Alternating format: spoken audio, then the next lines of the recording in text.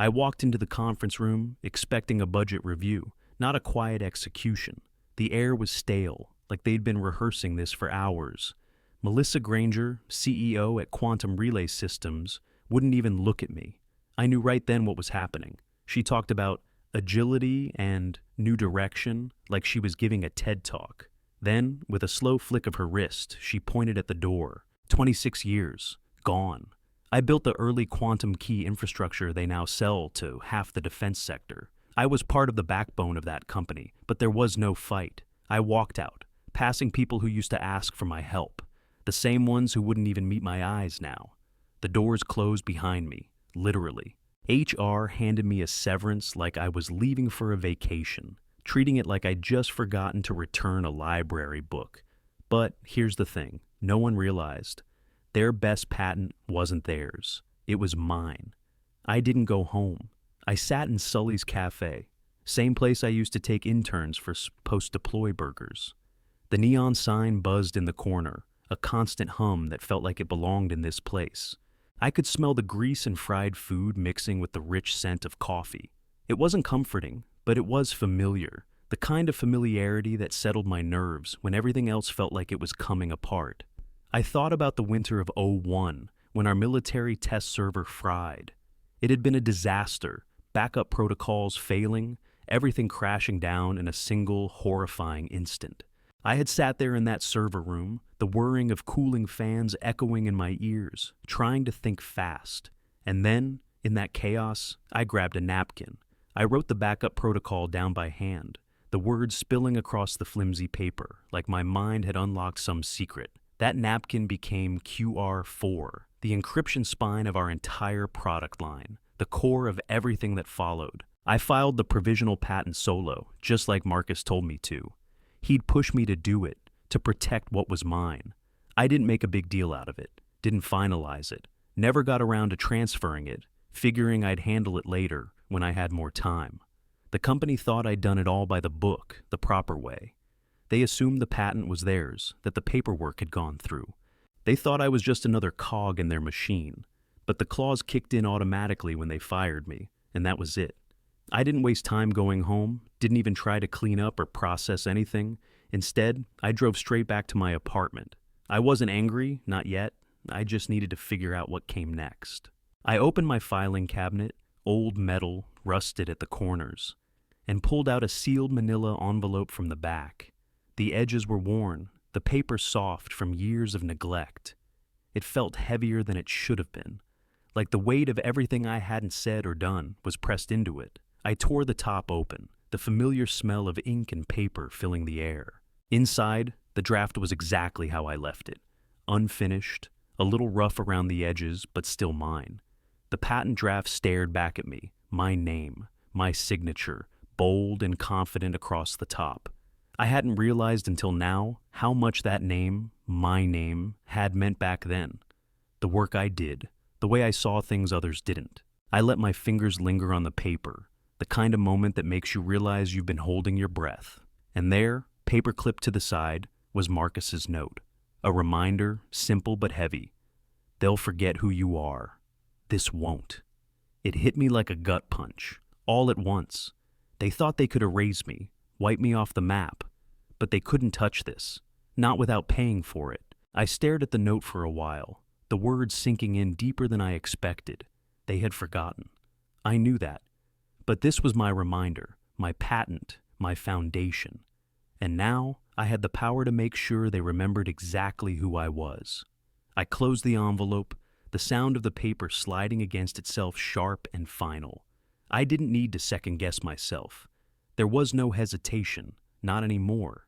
There was only the next step. What I'd started, I was going to finish. This time, they wouldn't forget. At 5:30 a.m., I submitted the reversion notice, scanned the docs, uploaded the files, digital signature, sent. I sat there, staring at the screen, waiting for something. For a sign that this was right or wrong, nothing came. Then my phone buzzed, the ringtone a harsh reminder of what I'd just done. I picked it up. Marcus. Tell me you didn't just click send. I didn't answer right away. Didn't need to. He knew. I had. I said. He exhaled a long, sharp breath, like I'd knocked the wind out of him. You just reclaimed their crown jewel. Neon lattice. That was their secret weapon. Not just a buzzword. They used it to land their military contracts. Without rights to it, they couldn't even run a demo. It was the kind of tech that kept them at the top of the food chain. I'd just gutted them. My phone buzzed again, this time with a flood of messages from former coworkers. Are you okay? What happened? I ignored them. Evelyn, one of the few VPs who wasn't a total puppet, texted me next. Melissa says she's presenting the new encryption rollout tomorrow. I smirked and typed back. She fired the builder. Forgot who owns the blueprints? I let the message sit there for a moment before hitting send. Felt good. Felt like justice. I leaned back in the chair, the room still dim with early morning light. The hum of my computer, the only sound in the apartment, seemed to echo in my head. What was I waiting for? The phone buzzed again, but this time it was an email. Quantum Relay Systems, Legal Department. I clicked it open without hesitation. The text was blunt, cold, like they were trying to come to terms with a mistake they hadn't seen coming. A simple line at the bottom of the email caught my eye. We are reviewing your reversion request. We'll follow up with our next steps. My fingers hovered over the keyboard. Next steps? They thought they could fix this, ignore it, make it go away. I wasn't going to let them. They were scrambling. I could already feel it. My patent was out there. Their lawyers were probably on a warpath, but it wouldn't matter. The tech was mine. The paperwork was mine. And as soon as the reversion kicked in, they'd be left holding the bag. Another message from Evelyn popped up. Legal's freaking. Just check the patent registry. Your name's there. They're having a meltdown. I didn't respond. I didn't need to. I could already picture their boardroom. Faces twitching, hands running through hair, phones buzzing off the hook. A few minutes later, Marcus called again. You really did it. Now what? I leaned back and smiled. Now, we wait. Let them sweat for a while. Let them figure out how they're going to spin this. I knew the drill, the spin, the lies, but they'd never seen a problem like this before. They thought they could toss me out, erase my name from everything, but I still owned the blueprint. It wasn't just about the tech. It was about the power they never realized they gave me. I closed my eyes for a moment, the weight of it settling over me. Around 9 a.m., my phone buzzed. I glanced at the screen. It was Liam, a junior dev who always seemed to be in over his head. The message was short, to the point. Legal is freaking. Your name's on the patent registry. Glitch? I chuckled. Glitch. They wished. I didn't respond right away. Instead, I opened my laptop and checked the USPTO listing myself. Sure enough, my name was right there. My signature, my patent, all the paperwork, clean and official. It was all mine. At 10:20, Evelyn texted again. Melissa laughed it off, told legal to clean up the clerical issue. I smirked, the sheer arrogance of it. They were trying to pretend like it was just a mistake, like a typo on a form. But no amount of cleaning up was going to make this go away. I tapped out a reply. Good luck with that. I didn't even bother to explain. Evelyn knew what was coming. About 10 minutes later, another email came in. This one was from Howard, the lead architect, the one who had survived a dozen rounds of layoffs and was somehow still hanging on. What did you do? Was all it said. I let the question hang there for a moment. What did I do? I didn't do anything new. I just followed the rules they wrote and ignored the parts that suited them. I let the clause do the work. It was in the contract they had me sign all those years ago, but they'd forgotten about it. Thought they were invincible. Thought they could toss me aside like I was nothing. By 11:30, I was sitting at my kitchen table, a cup of coffee gone cold in front of me. I kept refreshing my email, watching as more and more messages piled in. Legal was losing its mind. They had to be. No one had expected this. Around noon, I got another text from Evelyn. Legal ran the check again. Your name's still there. They're freaking out. I felt a small satisfaction stir inside me. I hadn't just done something to make them uncomfortable. I'd hit them where it hurt. And the worst part was, they couldn't pretend it was a mistake anymore. Legal confirmed it. The clause in my contract was real. It had been triggered when they let me go. But Melissa? She was still trying to brush it off. The board was still behind her, and she was doing everything she could to act like it was no big deal. I wasn't surprised when I got the email from legal a little after 1 p.m. It was curt, professional, trying to cover their asses. But the message was clear. They'd seen my name, confirmed the clause, and now they had to deal with it. I wasn't the one making this mess. They were. And they were going to have to own it. By 2 p.m., I got a call from the legal department. They asked me to retract the filing. They wanted me to fix this, to pretend it was all a misunderstanding. I laughed when I heard it. Not gonna happen, I said, my voice as steady as I could make it. There was a long silence on the other end. Then, Melissa's not going to like this. Let her complain. It doesn't change the facts, I shot back. I could almost hear the frustration radiating from the speaker, but there was nothing they could do. The damage had been done. There was no way to erase it. It didn't matter how much Melissa laughed it off. It didn't matter how many clerical issues they tried to claim. The patent had already been filed. The clause had been triggered. This wasn't something they could spin. I hit send on a reply to Howard's email. It's not sabotage, it's enforcement. I felt the weight of the words as I typed them. This wasn't revenge. This wasn't personal. This was business, and I had just leveled the playing field. At 1:16 p.m., my phone buzzed again. Catherine Lyle, the board liaison. She was always on the pulse of everything, always 2 steps ahead. This time, she wasn't. Did you file something? There's panic upstairs. I didn't even have to think about it. I replied, not sabotage, just enforcement. A beat passed before her. Follow-up came through. Board meets at 3. Melissa didn't tell them she fired you. I leaned back in my chair, letting the weight of that sink in. Of course she hadn't. She wouldn't want them to know the full story. She'd be the one with the blood on her hands, not me. At 2:40, my phone buzzed again. This time, it was Evelyn. Melissa walked into the boardroom smiling, called the patent a legacy artifact. I froze for a second. Artifact? That's what she was calling it now? Neon Lattice, the thing that powered 80% of their active government data streams, was an artifact. It was the company's entire future, and she was pretending it was a relic? I didn't even bother to respond to Evelyn. There was nothing more to say. The lies were piling up, and it was getting harder and harder to keep track of them. I watched the clock tick closer to 3 p.m., the silence in my apartment getting louder with each passing minute.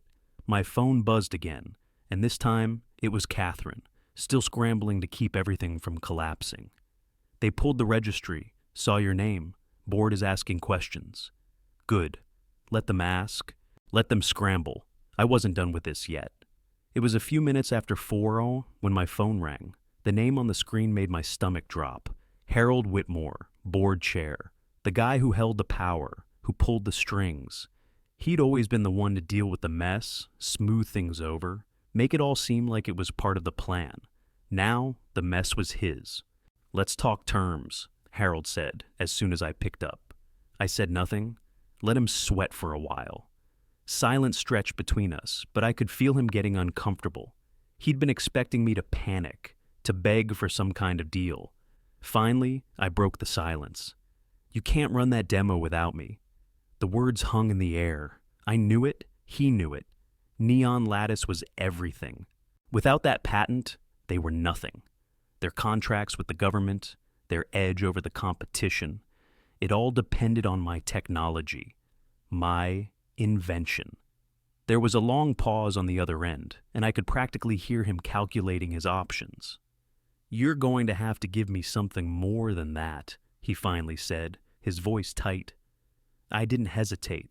I want direct license to the patent, public credit for the work I've done, oversight on the future development of the tech, and Melissa gone. I heard a sharp intake of breath. He wasn't expecting all of it. Those are the terms, I said, cutting him off before he could talk. Take it or leave it. Another pause. This time, I could tell he was getting the picture. They couldn't fix this without me. Not without admitting everything, not without making concessions. They were cornered. We'll get back to you, Harold said, his voice flat now. He was scrambling too. I hung up before he could say anything else. Let them work out their mess. I'd already made my move. By the time I set my phone down, I could feel the tension in my shoulders start to loosen. The ball was in their court now, and I wasn't going anywhere. Not without what I deserved. Not without getting back what was mine. We met at Granite Harbor Hotel, a quiet room with muted lights and sleek modern furniture. The kind of place where you could hear every breath, every shift in a chair, every nervous cough. The walls felt like they were closing in, but no one said anything. The tension was thick, and the faces around the table were as tight as the room. Melissa was there, of course. She looked ready to break teeth. Her jaw clenched so tight, I wondered if she might snap something. She wasn't happy. I could see it in her eyes, the hate bubbling just beneath the surface. She had lost control, and it burned her up from the inside out. I dropped my folder on the table with a deliberate thud. The sound seemed to echo, and for a second, I thought I might actually enjoy watching her squirm. Harold Whitmore, the board chair, leaned forward, steepling his fingers. His face was cool, unreadable, but I knew he was watching me, trying to figure out what I was going to do next. I wasn't playing their game anymore. "You're going to have to retract the filing," Harold said, his voice measured but firm. I didn't even flinch. No. The word hung there like smoke. Melissa's eyes went wide, but I kept my gaze steady. I wasn't backing down now. Harold paused as if he'd expected a different answer. When he spoke again, his tone was softer, more calculating. "What are your conditions?" I leaned back in my chair, folding my arms across my chest. It wasn't about negotiating anymore. It was about making sure they knew who held the power. I wasn't just some techie they could toss aside. "Direct license to the patent," I said, each word deliberate. "Public credit for the work I've done. Oversight on all future developments.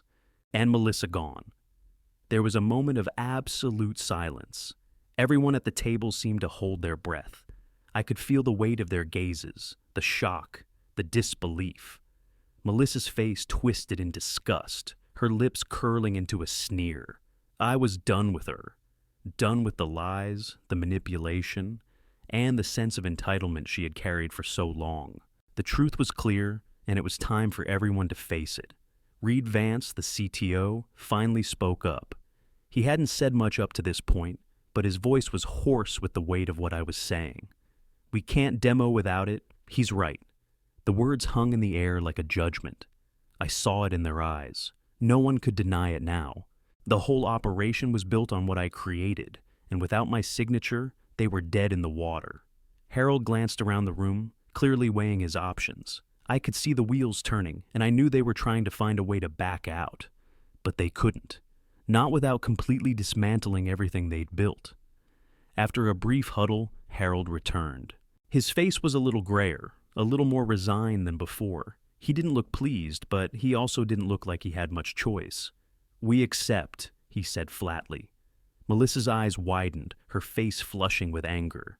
"No," she spat, shaking her head. "This is ridiculous. I'm not—" But the room had already shifted. No one backed her up. No one even looked at her. The board was done listening to her tantrum. They knew what was at stake, and they knew who held the power. Harold turned to me, waiting for confirmation. I nodded once. That was it. Melissa protested one more time, but it was pointless. She was already finished. The words were out. The deal was done. She had no leverage left. Harold didn't wait for any more objections. He slid the document across the table, the pen sitting there like a final step in a process that had already been decided. I took the pen, clicked it open, and signed. Game over. I arrived early at the demo site, my shoes clicking against the polished floors. The room was sterile, too bright, too clean, just like everything they'd ever built. My old badge lit green as I swiped it at the entrance. It felt like slipping into someone else's life for a moment, the past and present blending in that brief, familiar flash of green. The override was active. No one questioned me, no one could, not now. The room was already set up. Federal officials in suits and a few analysts in lab coats stood around, murmuring in quiet conversation. I walked past them, the weight of the moment sinking in with every step. Neon Lattice was loaded on the console, but it was locked, just waiting. All it needed was one signature. Mine. Reed found me as I stood there, taking it all in. He looked nervous, but there was a kind of relief in his eyes. "It's queued. Just need your okay." I didn't say anything at first. I took a deep breath, feeling the moment stretch like an elastic band, just about to snap. They were all waiting for me, but I wasn't about to rush this. I could feel the tension in the room, the kind that only comes when you know the game is about to change. At 8:55 a.m., Harold Whitmore appeared beside me, his presence commanding, but even he seemed smaller today. His face was set in that professional mask he always wore, but there was something different in the air now, something he couldn't control. He nodded at me, just once. That was the cue.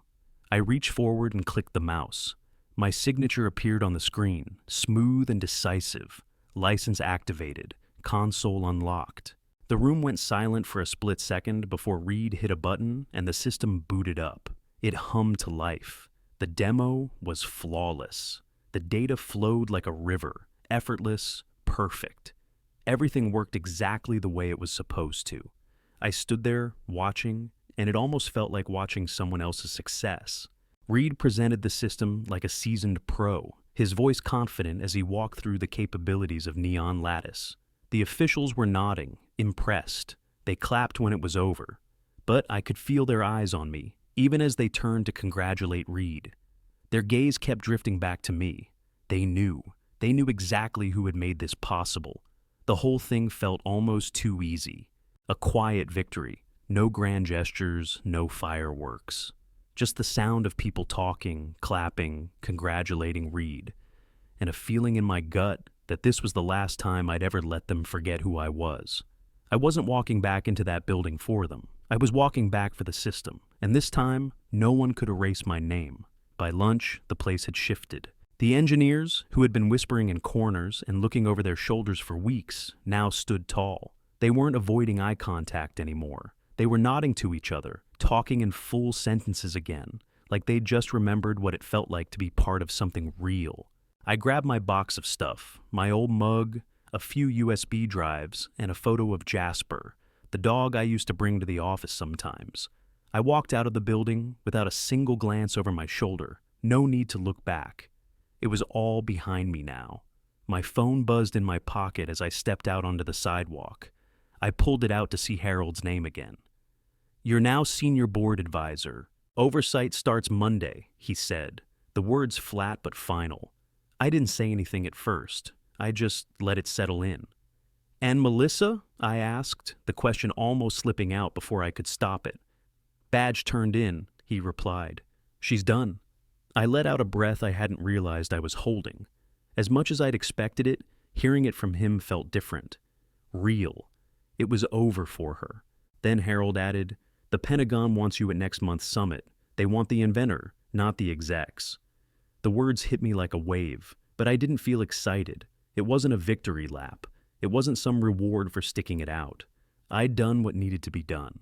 I ended the call and stood on the curb, the cold air slapping my face as soon as I stepped outside. It was like someone had flipped a switch. The world felt sharper now, clearer. I wasn't angry, I wasn't thrilled, I felt clean. They didn't get rescued, they got corrected. There was no dramatic moment, no cheers or applause. Just the quiet knowledge that I'd put things back in their place. I wasn't walking back into that building for them. I was walking back because the system needed its architect, the one who had never been acknowledged, who had been buried beneath their egos and lies. And this time, no one would forget my name.